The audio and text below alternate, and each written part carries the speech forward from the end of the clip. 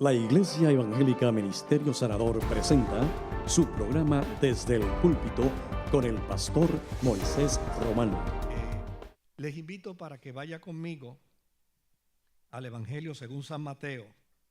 Mateo capítulo 5, leemos la escritura donde dice: viendo la multitud, subió al monte y sentándose vinieron a él sus discípulos. Y abriendo su boca les enseñaba diciendo: bienaventurados los pobres en espíritu, porque de ellos es el reino de los cielos. Bienaventurados los que lloran, porque ellos recibirán consolación. Bienaventurados los mansos, porque ellos recibirán la tierra por heredad. Bienaventurados los que tienen hambre y sed de justicia, porque ellos serán saciados. Domingo que viene seguimos con la lectura. Lo vamos a dejar hasta aquí en el día de hoy. De hecho, no pude terminar los 6 versos en la mañana. Estamos leyendo lo que se ha denominado por Mateo como el sermón. Bueno, Mateo no, por los que hacen traducción bíblica y interpretación y ubican los pasajes bíblicos dentro de unos renglones y así lo vierten de forma tradicional. Se ha identificado este capítulo 5 como el Sermón del Monte, con el contenido de las bienaventuranzas. Y desde luego, en el orden de Mateo, porque a pesar de que Mateo los resume, los recoge, obviamente el Sermón del Monte no está solo en Mateo. El Sermón del Monte está en Lucas. El Sermón del Monte está en Marcos. El Sermón del Monte está en Juan. El Sermón del Monte está en las cartas del apóstol San Pablo. El Sermón del Monte está en las cartas de Pedro. Está en las cartas de Juan. El Sermón del Monte está en el Apocalipsis. O sea, el Sermón del Monte no solo está en el capítulo 5 de Mateo, pero tradicionalmente aquí está planteado y está presentado en un orden. Y desde luego, cuando uno lo mira desde el orden de Mateo, uno ve unas particularidades bien interesantes. Primero, aunque tradicionalmente se ubica el discurso al lado de una ladera, ¿verdad? Por eso es que se le llama el Sermón del Monte. Tal parece que la médula de ese sermón que se aduce fue al lado de una ladera, realmente es la sinopsis, el bosquejo de toda la enseñanza y de toda la predicación de Jesús por 3 años y medio. Lo que esto quiere decir es que el Sermón del Monte realmente no es un discurso necesariamente que Jesús comenzó a dar en un solo día y que lo terminó en un solo día, sino que el Sermón del Monte es la enseñanza, la vida, la teoría, la práctica, la forma de vivir, la forma de enseñar de Jesús constantemente en su ministerio. Desde luego, Mateo los resume y los recoge de forma interesantísima, porque para Mateo Jesús es el Emanuel. Para Mateo Jesús es el Dios con nosotros. Y desde luego, esa representación de la divinidad que hace Mateo con la persona de Jesús, es necesario entonces que su comportamiento vaya a la altura de su dignidad como el Verbo encarnado de Dios. Por el otro lado, la mayor evidencia que nos presenta Mateo en el Sermón del Monte será precisamente el gran cuidado que tiene Jesús en cumplir cabalmente el propósito del Padre, para de esta manera tener la aprobación divina en todos sus actos. Y desde luego, Mateo hace toda una exposición tan detallada, tan también marcada con respecto a la obediencia de Jesús. Por ejemplo, Jesús se bautizó cuando llegó el momento. Cuando Jesús se bautizó tenía ya 30 años de edad. Pero Mateo nos quiere plantear que Jesús no se bautizó cuando él quiso. Él se bautizó cuando llegó el cumplimiento del tiempo, cuando llegó el momento.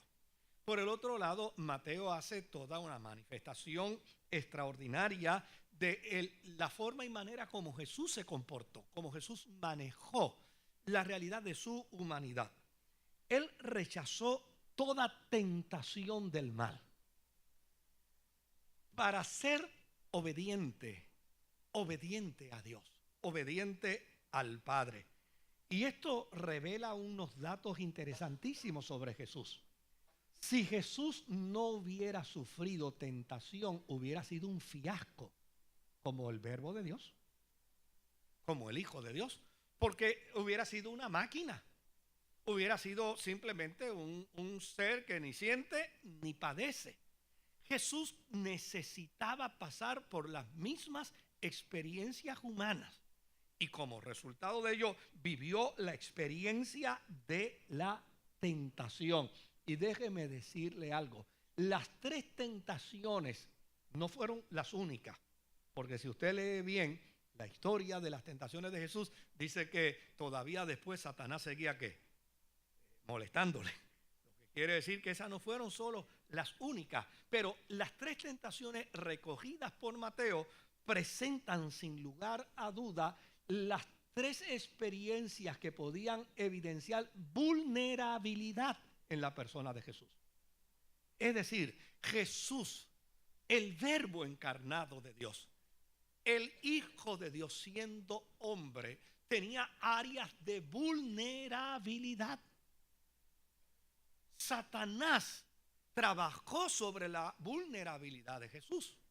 Por eso el autor de la carta a los Hebreos plantea la vida de Jesús y nos dice, tenemos a un sumo sacerdote que sabe compadecerse de nosotros porque vivió y experimentó en su vulnerabilidad lo que cualquier ser humano vive y experimenta.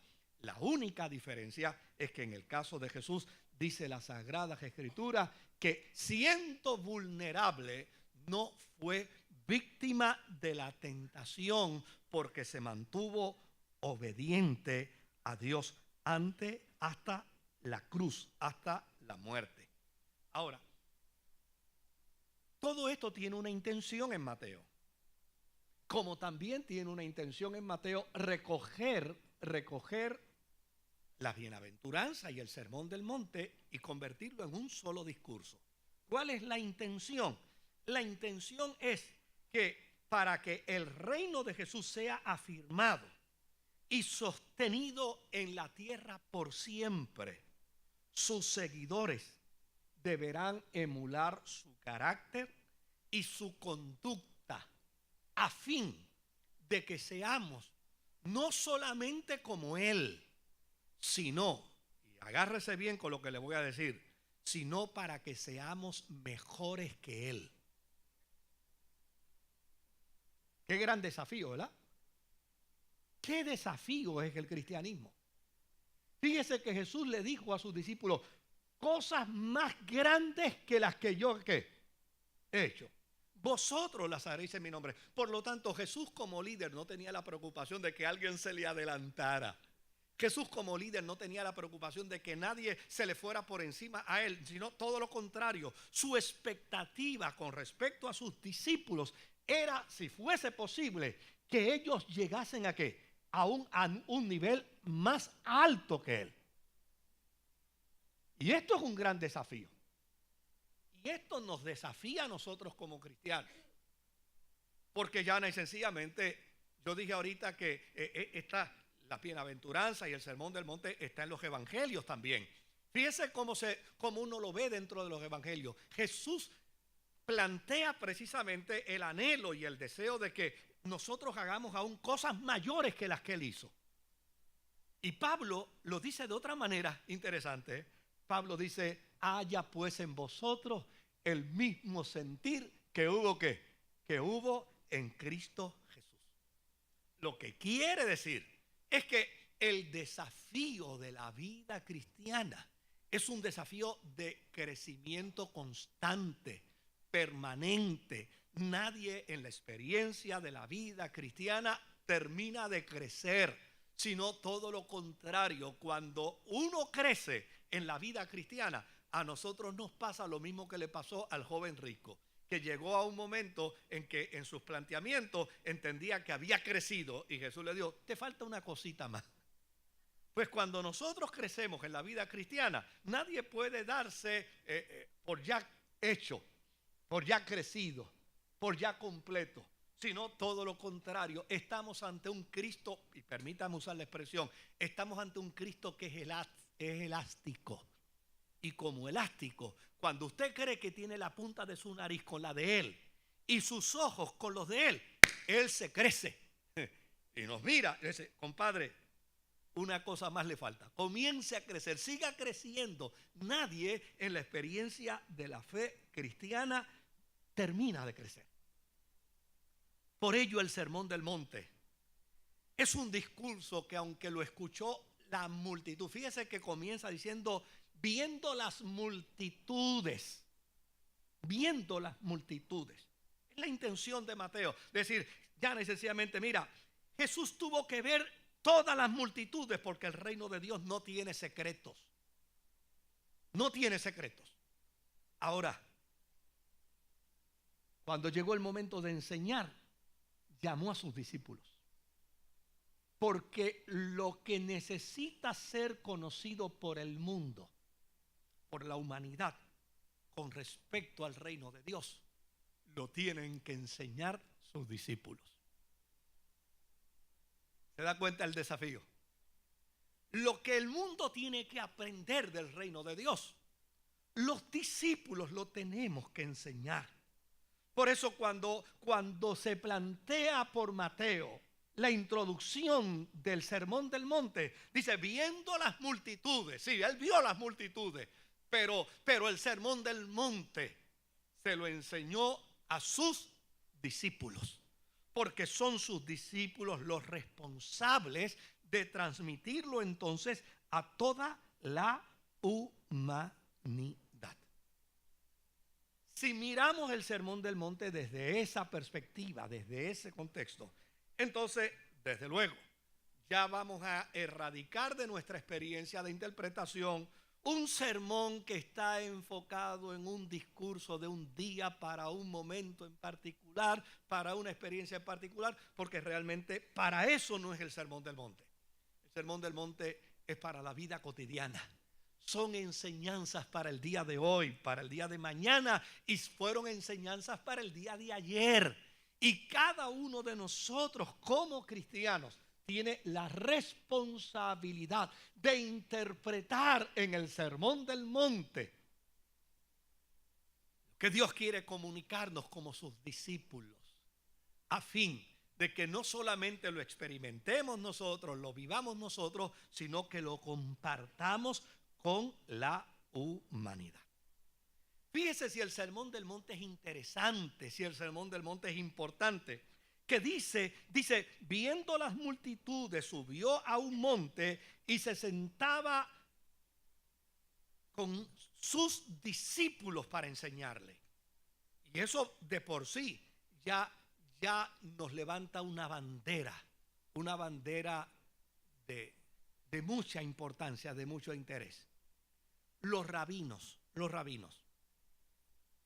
enseñaban de dos maneras. La vida de un rabino era una vida de enseñanza constante, permanente. O sea, la obligación de un rabino era enseñar el día y la noche, las 24 horas del día. Esa era la consigna del rabino. Ahora, enseñaba de dos formas. Enseñaba mientras caminaba. Es decir, lo ordinario lo aprendían los discípulos de los rabinos mientras él caminaba. Por eso vamos a encontrar a Jesús hablando y enseñando. Pero ojo, cuando el rabino mandaba sentar a sus discípulos y él se sentaba, entonces ya no era enseñanza ordinaria. era enseñanza extraordinaria. Lo que implicaba es que los que se iban a sentar, como él se iba a sentar, tenían que prestar atención cabal, plena, a la enseñanza, porque era enseñanza medular para la vida.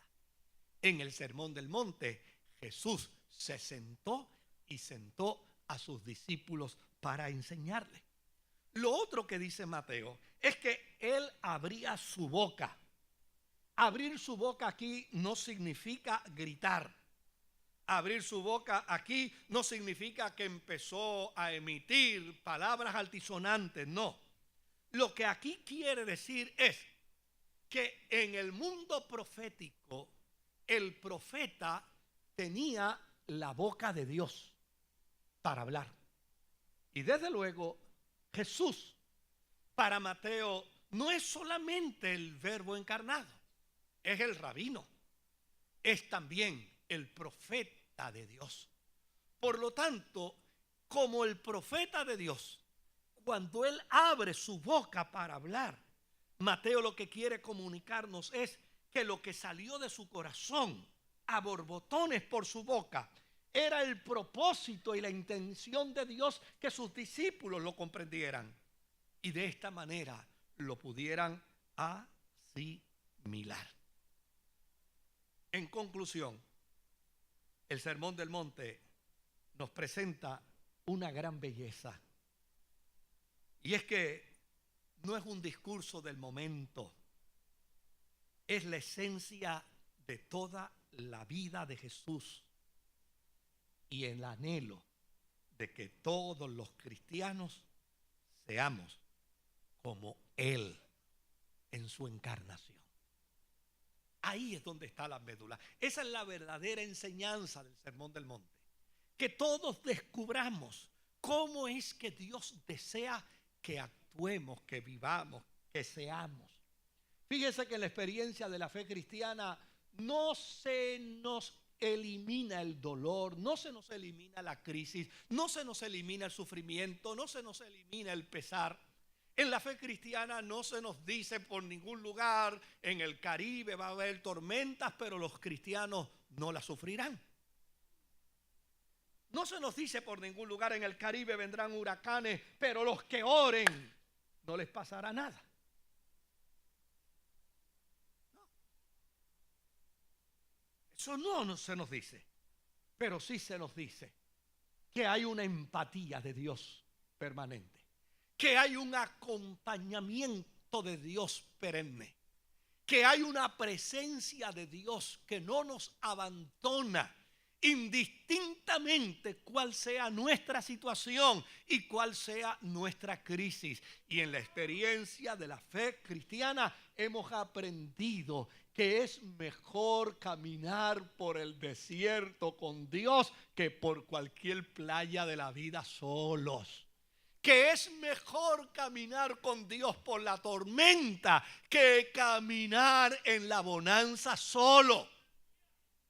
Eso es lo que se destila de las Sagradas Escrituras. Cuando Josué, que vaya para poner su primer paso a la tierra prometida. Mire qué dato interesante. Josué va a pasar ya para la tierra prometida. Dios se le está enseñando, se le está mostrando. Y allá está viendo todo lo grandioso que será para él y para su pueblo entrar a la tierra prometida. Pero de momento dice, espérate un momentito.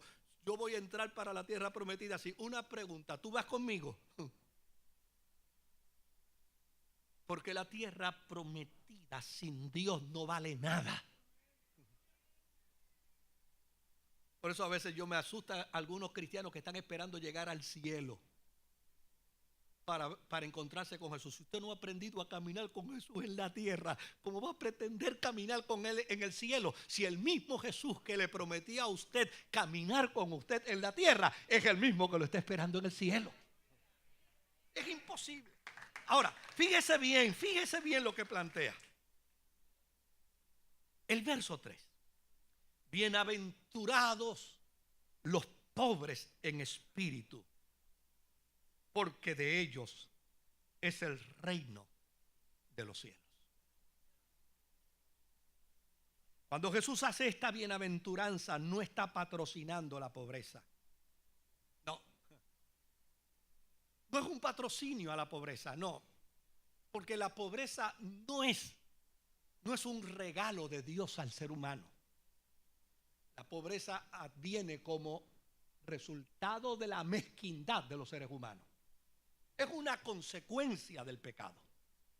Es una consecuencia de la conducta desvirtuada del ser humano. Yo hablaba en estos días con una persona que me habló con tanta honestidad y con tanta sinceridad. Me dijo, voy a renunciar a la empresa con la que trabajo. Porque me dice, porque me siento como un esclavo en el siglo XXI. Soy un esclavo.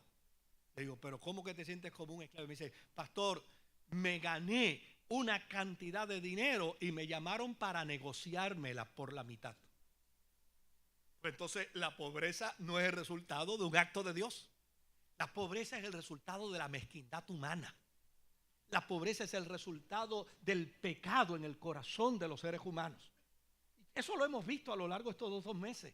Como gente ha pretendido enriquecerse a costilla de la desgracia humana. Nos han triplicado el precio de las plantas, nos han triplicado el precio del agua, nos han triplicado el precio de los alimentos en los establecimientos, porque hay unos mogules, me van a perdonar la expresión, que pretenden enriquecerse como resultado de las desgracias humanas. Esto no es culpa de Dios. La pobreza no es un patrocinio de Dios.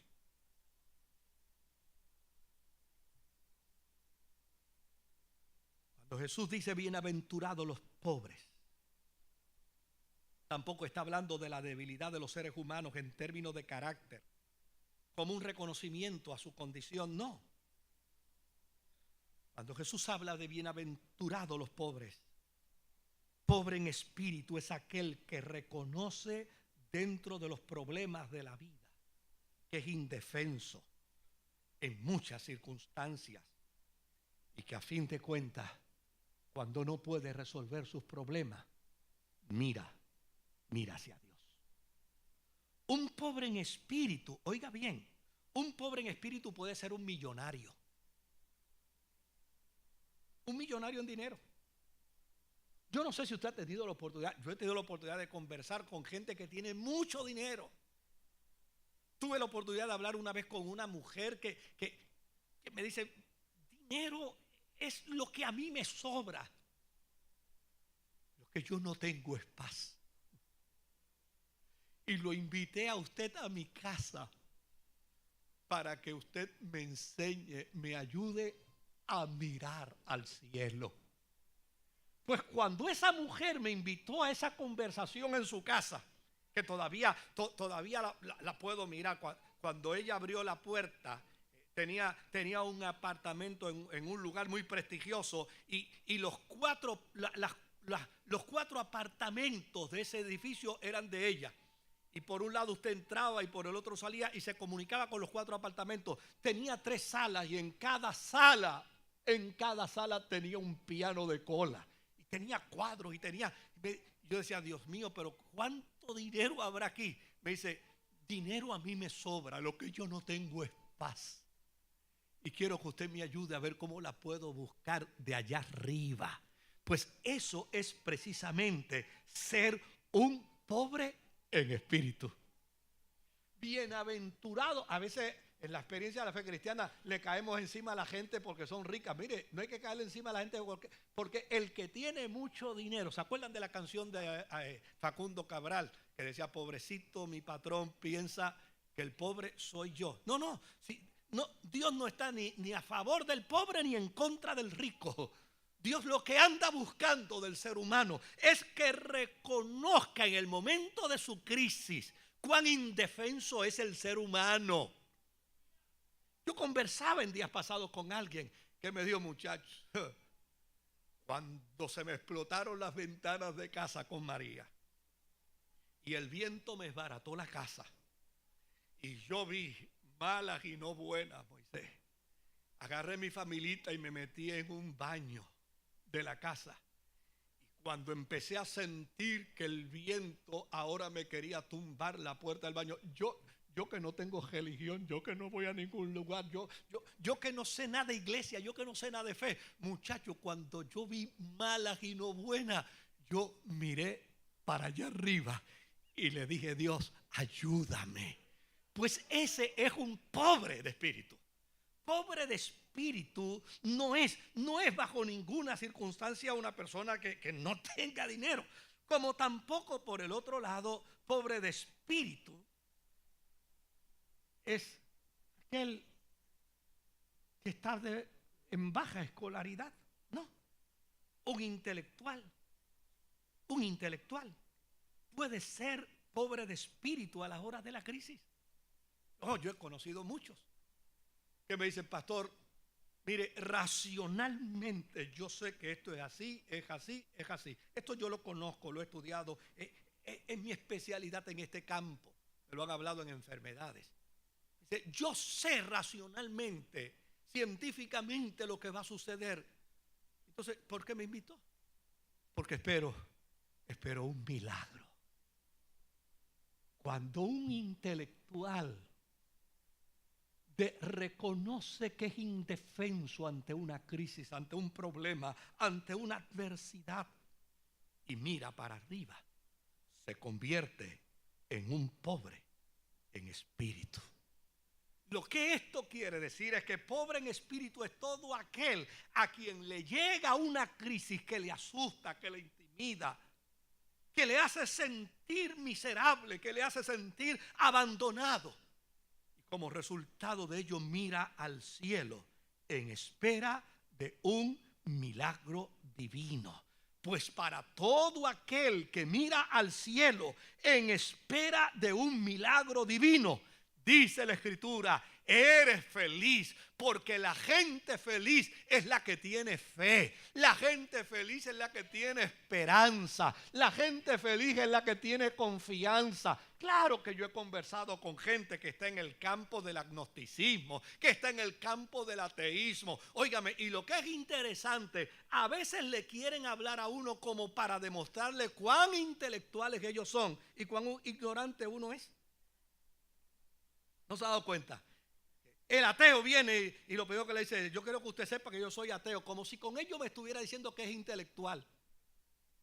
Pasa que yo tengo la versión bíblica, y la versión bíblica dice que el ateo es un necio, que no ha acabado de entender la debilidad humana, que no ha acabado de entender la fragilidad humana, y que no ha acabado de entender que se es más feliz cuando hay esperanza. No ha acabado de entender que se es más feliz cuando hay fe. No ha acabado de entender que se es feliz cuando tenemos confianza en un creador que hizo el cielo y la tierra. Desde luego, si se trata solamente de vivir por la vida, por el transitar de la vida con felicidad, óigame, un creyente le lleva ventaja a un ateo. Porque el ateo, cuando lo racional llega a su fin, se acabó.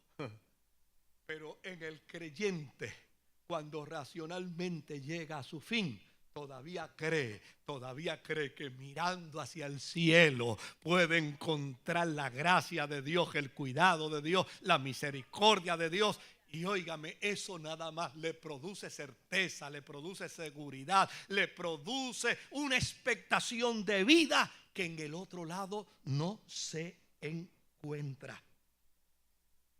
Bienaventurados los pobres en espíritu, porque de ellos es el reino de los cielos. Me encanta esa expresión, porque fíjese que no le está diciendo que son algunas cosas. No le está diciendo bienaventurado el pobre del espíritu porque la sala del cielo le pertenece, o bienaventurado el pobre de espíritu porque el piano de la sala del cielo le pertenece. No, le pertenece ¿qué? Todo. Le pertenece todo. El que es pobre en espíritu, es decir, el humilde, el que se siente indefenso en su crisis, puede sentirse feliz porque en medio de la indefección, entonces descubre que la riqueza de Dios le pertenece. Veamos al salmista en el Salmo 34 y versículo 6. Este no es un pelado. Este salmista que está hablando aquí no es un pelado. No es una persona que está... es simplemente alguien que ha caído en una desgracia, que ha caído en un momento de dolor. Y mira cómo dice, este pobre clamó y el Señor le oyó y lo libró de todas sus angustias. Bienaventurado el que se siente débil, bienaventurado el que siente que las fuerzas se le acabaron, bienaventurado el que siente que ya no aguanta más, pero en lugar de sentarse a llorar su dolor, mira hacia el cielo le pertenece, la gracia de Dios le pertenece y recibirá el favor divino. La bienaventuranza es un estado de felicidad permanente que la vive el que tiene fe, el que tiene esperanza, el que tiene confianza. Me encanta, Jesús usó una expresión en el capítulo 16 del Evangelio según San Juan, en el verso 22. Él usó una expresión maravillosa y él dice, el gozo que yo les he dado a ustedes, nadie se lo puede quitar. Nadie se lo puede quitar. El salmista en el Salmo 9 y verso 18 dice, no se olvidará para siempre. Él no olvidará para siempre al necesitado, ni para siempre se perderá la esperanza del pobre. El pobre en la fe cristiana es aquel que reconoce su debilidad, es aquel que reconoce su incapacidad. Es aquel que reconoce que ya no puede lograr más, pero puede decir como el profeta Jeremías, llegué a mi punto final, llegué a donde ya no puedo hacer más, llegué hasta donde ya no puedo lograr más, pero Jehová está conmigo como un poderoso gigante. Bienaventurados.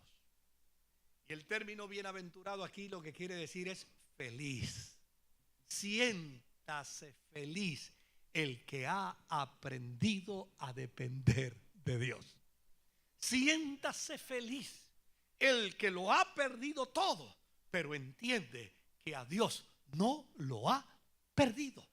Siéntase feliz el que puede descubrir la realidad del proceso de la vida. Siéntase feliz el que puede chocar con la realidad de su vida, pero esta no le drena la fe, no le elimina la esperanza ni la confianza, sino por el contrario, puede afirmar como el apóstol, mi Dios pues suplirá mucho más abundantemente de lo que he esperado o de lo que he pedido.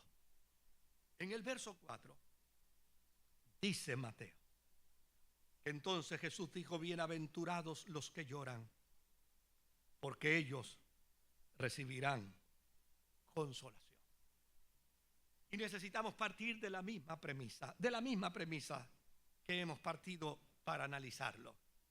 Porque llorar aquí no trata de las lágrimas de cocodrilo, sino de aquellas que se producen en el más profundo dolor. Desde luego que muchas veces nosotros vivimos la vida de manera superficial.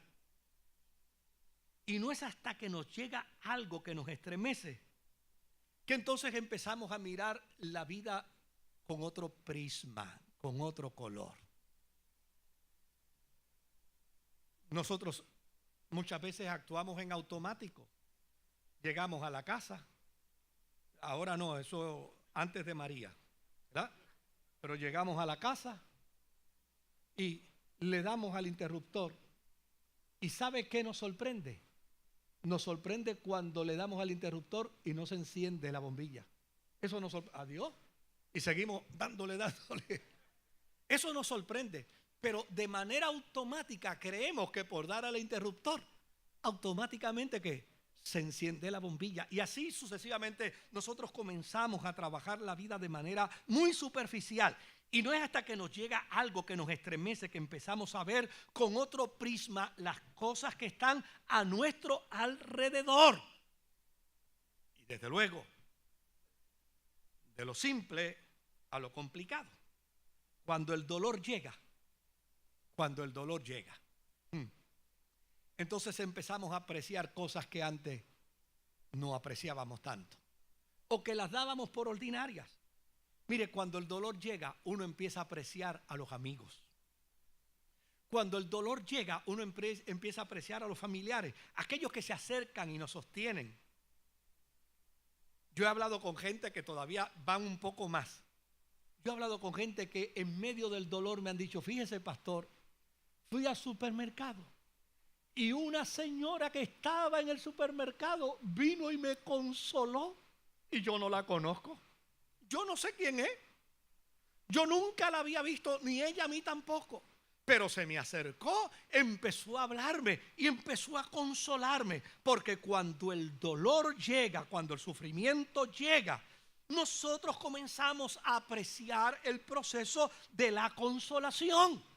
Y empezamos a mirarlo como oportuno, como necesario.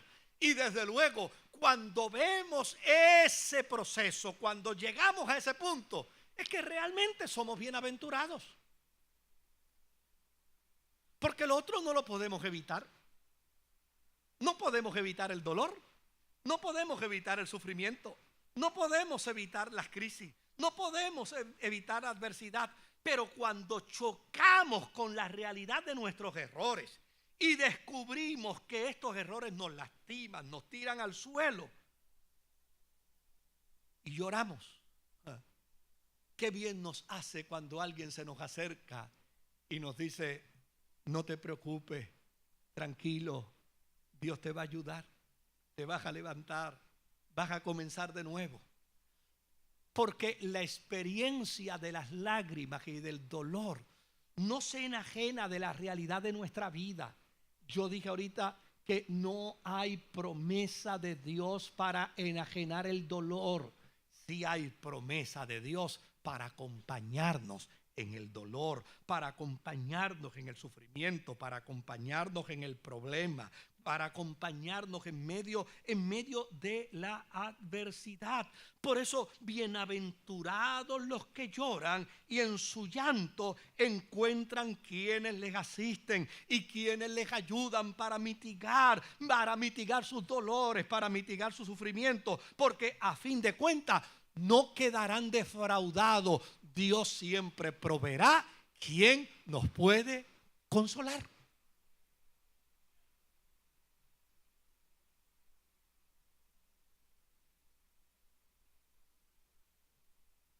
Llorar no es una debilidad.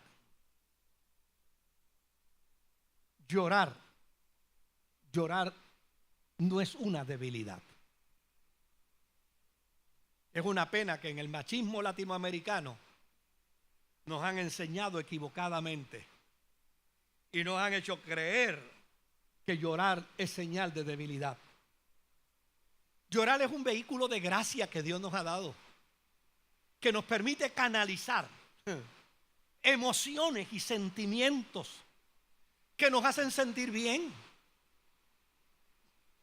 que nos hacen sentir cómodos, que en medio del proceso nos producen cierto estado de paz y de satisfacción. En la experiencia de la vida cristiana no está prohibido llorar. No. Es una pena que hemos traducido el machismo latinoamericano a la experiencia de la fe evangélica. Yo recuerdo, yo cumplo años todos los 26 de septiembre.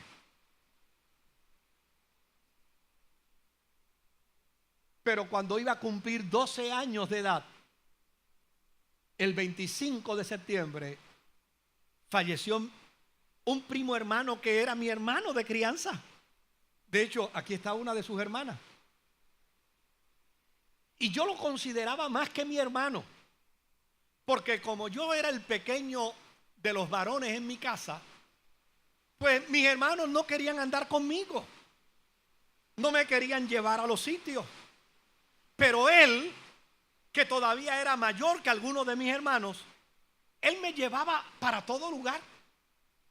Él me compraba matahambre, me compraba Mary Jane, me compraba Bloni, me compraba Pirulí, me compraba Gofio.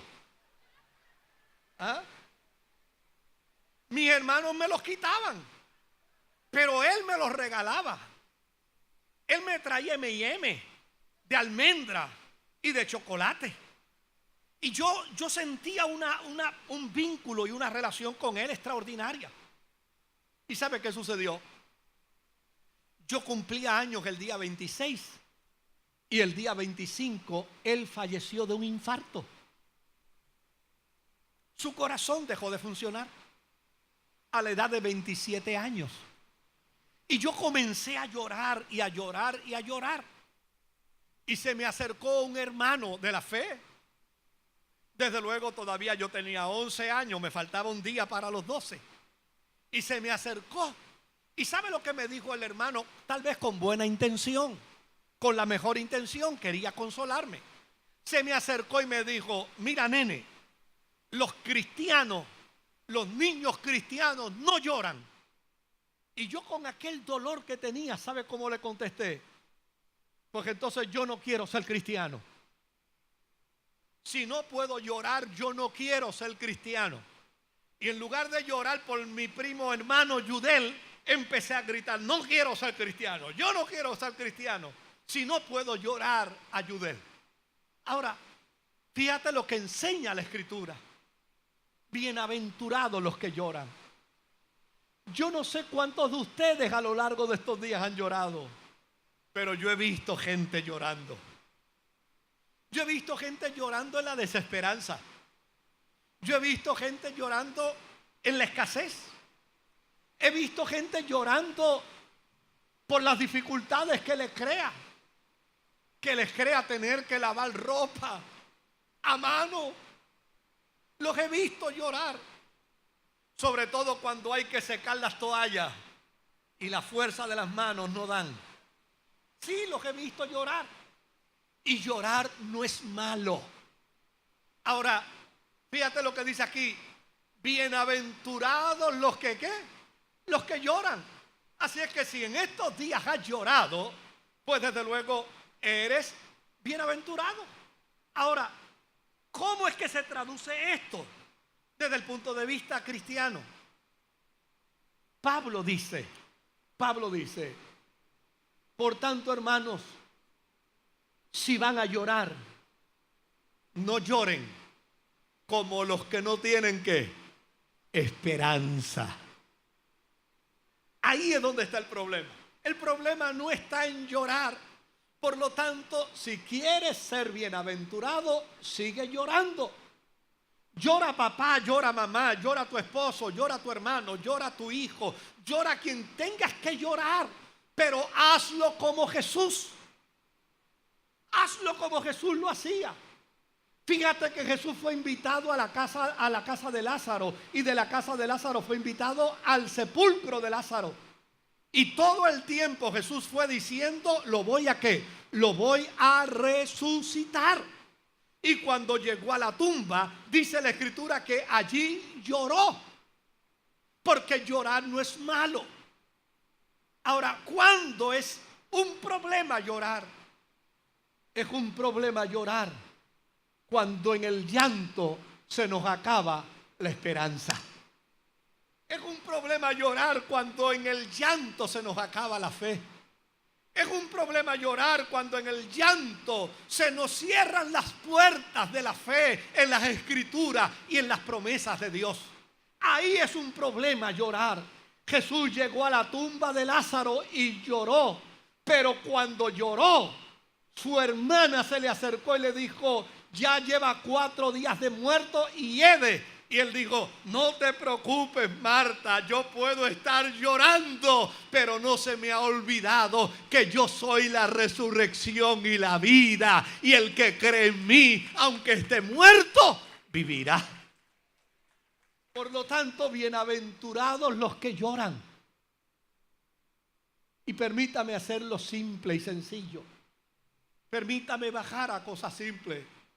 Bienaventurados los que lloran porque no les ha llegado la luz. Sí. Mantén la esperanza. Un día de esto te conectan. Bienaventurados los que no les ha llegado el agua.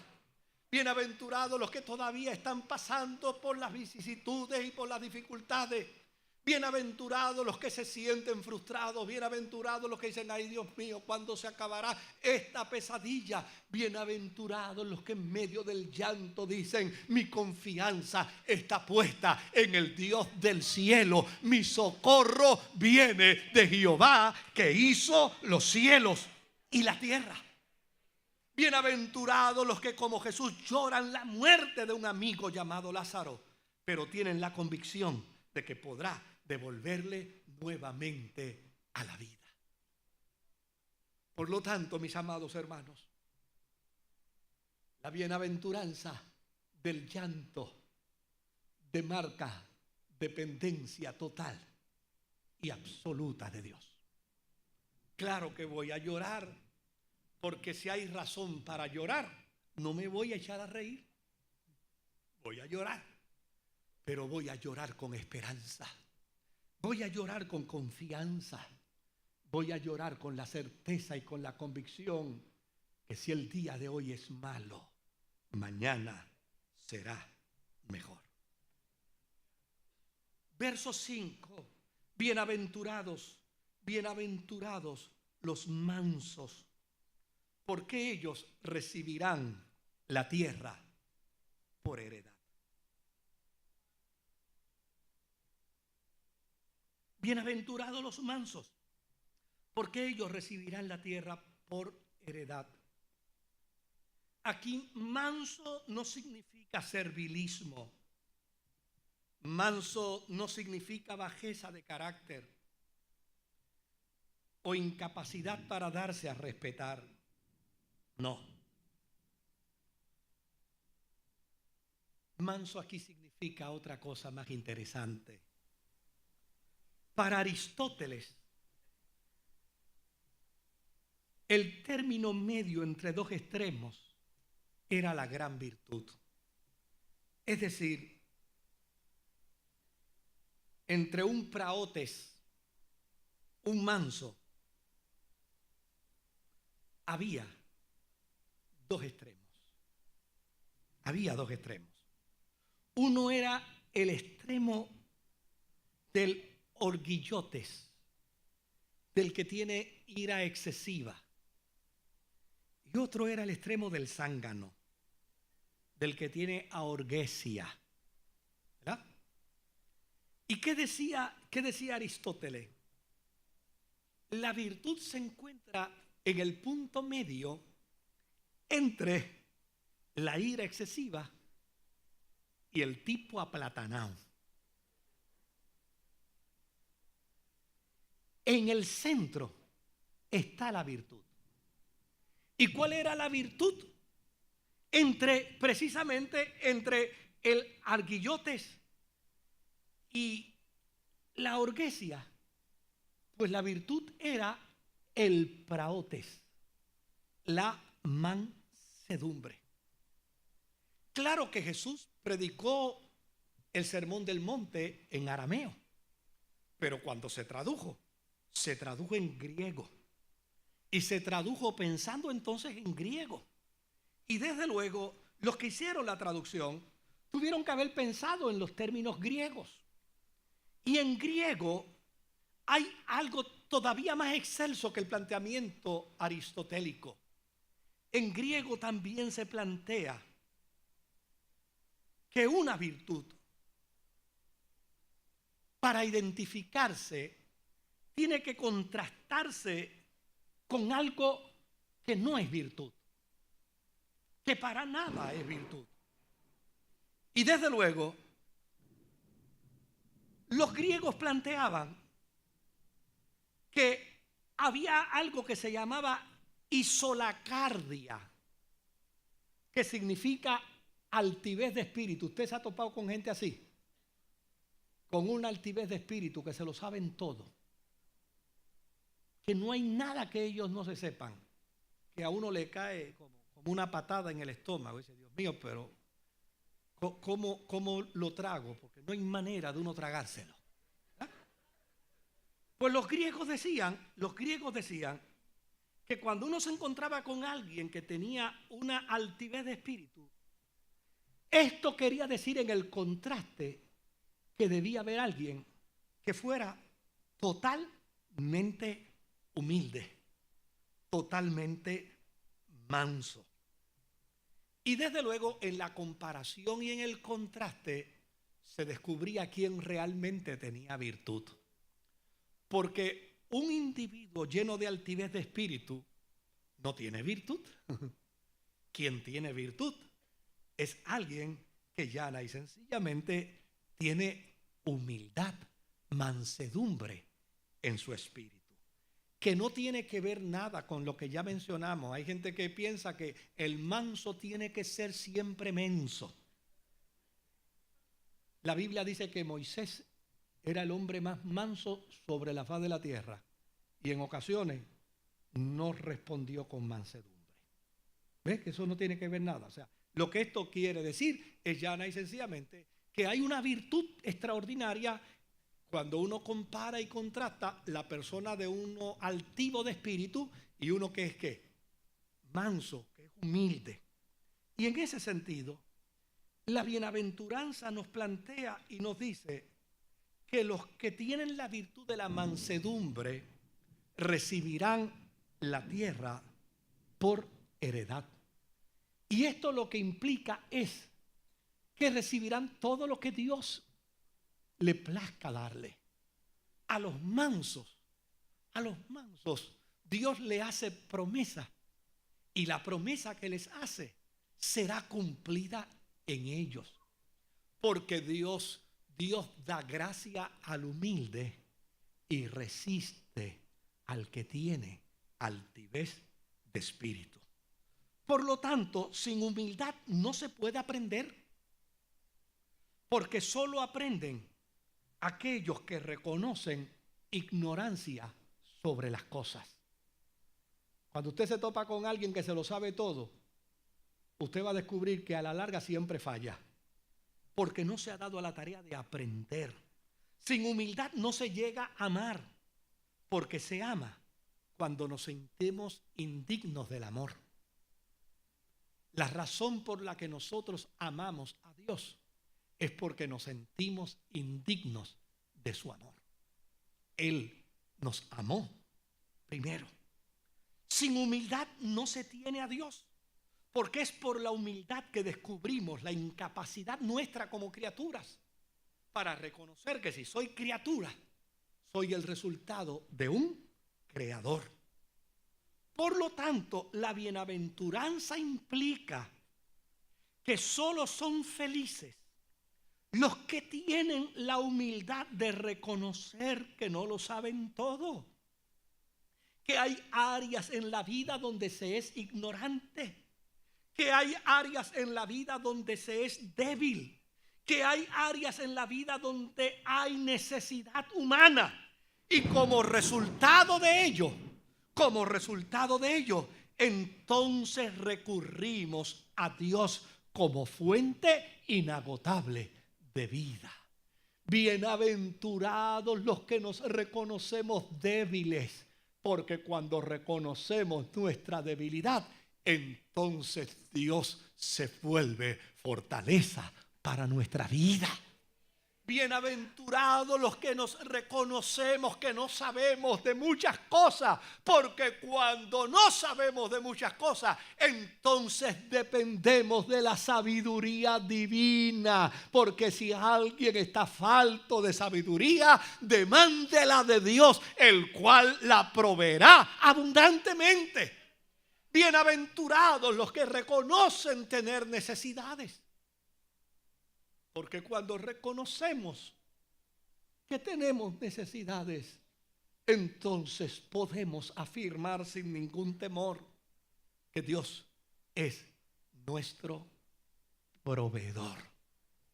Por lo tanto, mi querido hermano, mi querida hermana, si a lo largo de estas 8 o 9 semanas usted ha vivido sensaciones de angustia, de temor, de llanto, de inseguridad, si ha pensado en un momento dado qué cruel es todo este proceso, no te ha sobrevenido nada que no sea humano, pero fiel es Dios, que juntamente con la adversidad te abrirá una puerta de gracia, de bendición, de cuidado sempiterno.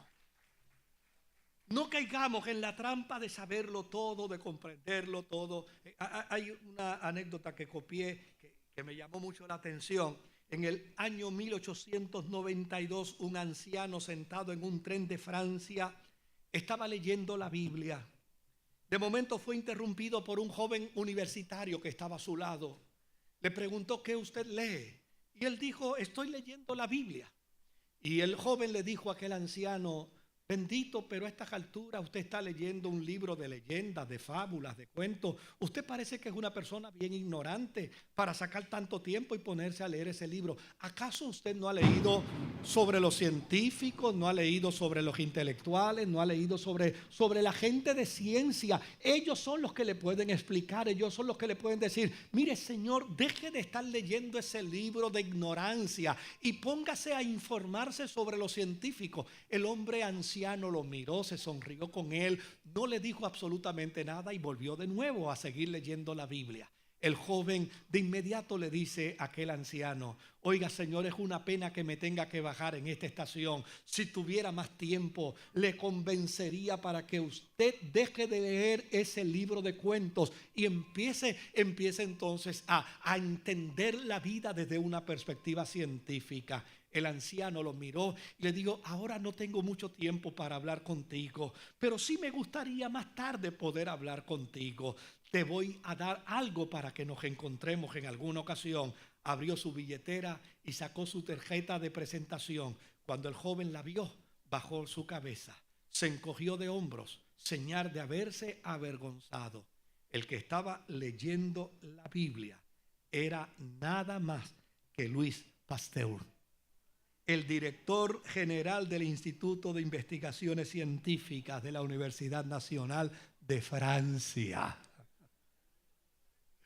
Bienaventurados los que viven en sencillez, bienaventurados los que viven en humildad, bienaventurados no los que se resignan ante la adversidad, sino bienaventurados los que en medio de la adversidad, cuando descubren que no pueden hacer nada más, entonces ponen su confianza toda en el Dios poderoso, porque saben que su socorro vendrá de Jehová, que hizo los cielos y la tierra.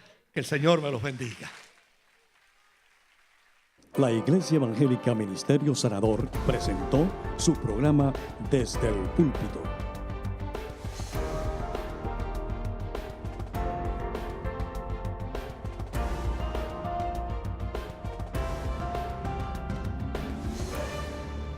Si desea adquirir una copia de esta predicación, puede llamarnos al 787-793-1777.